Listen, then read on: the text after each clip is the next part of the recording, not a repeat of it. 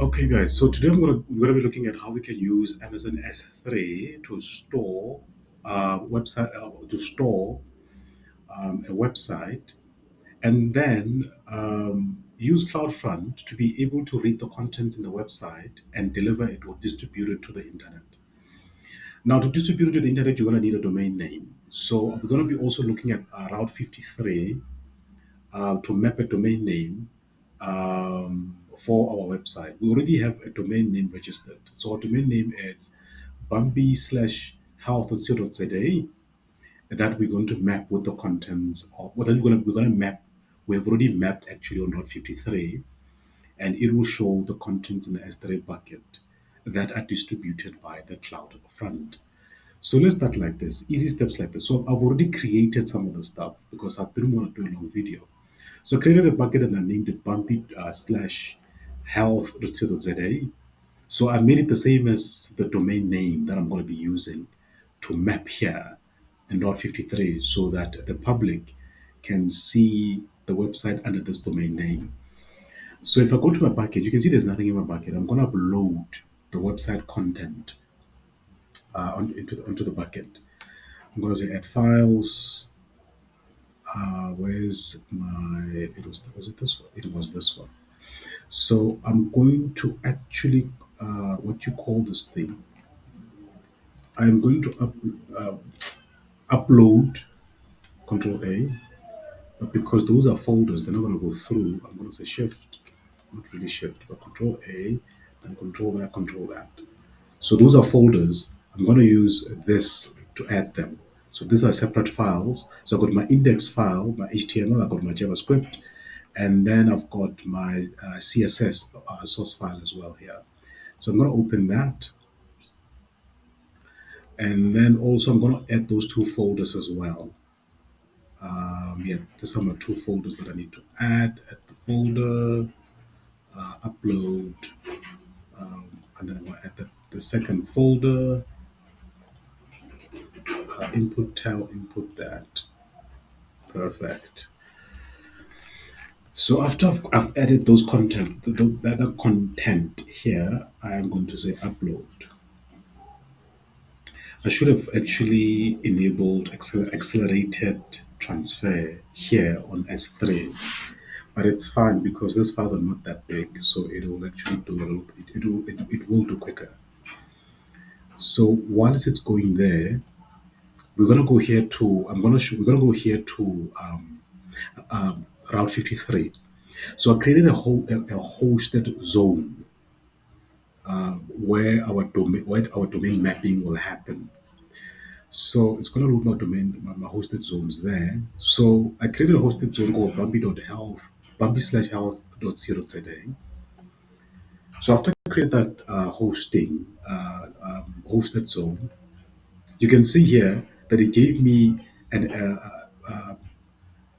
name server. I've got my name server records here, which I changed. I had to go and update with my local web hosting provider here in South Africa. So they updated the records of my name server on their servers so that they can redirect traffic away from their servers to AWS. So they used those inputs there. So the local hostess will also comes with an SOA record as well. And I also forgot to mention that I did also register an SSL certificate. Let me do that. I've got an SSL certificate which I registered with. I used just duplicate that. I used Certificate Manager to actually request an SSL certificate. So I'm just quickly going to go to Certificate Manager. So this is Certificate Manager. So this is where you will. So you will type here and say AWS Certificate Certificate Manager.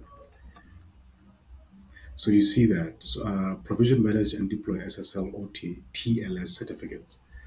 So I went there under request certificate, and then if you see here, I've got this certificate that was already issued for bambihealth.co.za.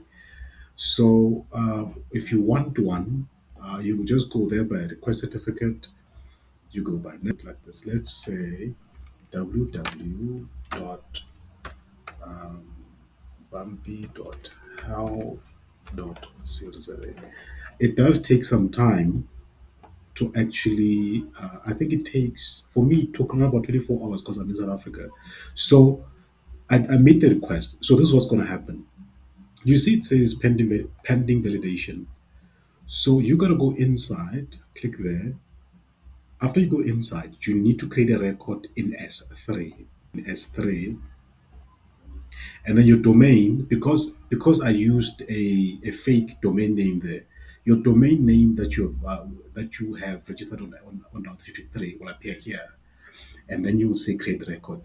Okay, so the reason why nothing appears there, it's because this is it doesn't. I haven't registered this under Route 53, but this is registered. So you're gonna follow the same steps. I'm gonna delete this. Delete. Let's say delete. Perfect. Now let's go back. So the content, here's the contents under in S3 successfully loaded. So where's my index? So that's my index HTML. So I wanted to show you something amazing here. So if you look at my, remember on the bucket policy, make sure that you block all public access because you're not using the bucket for static for website hosting.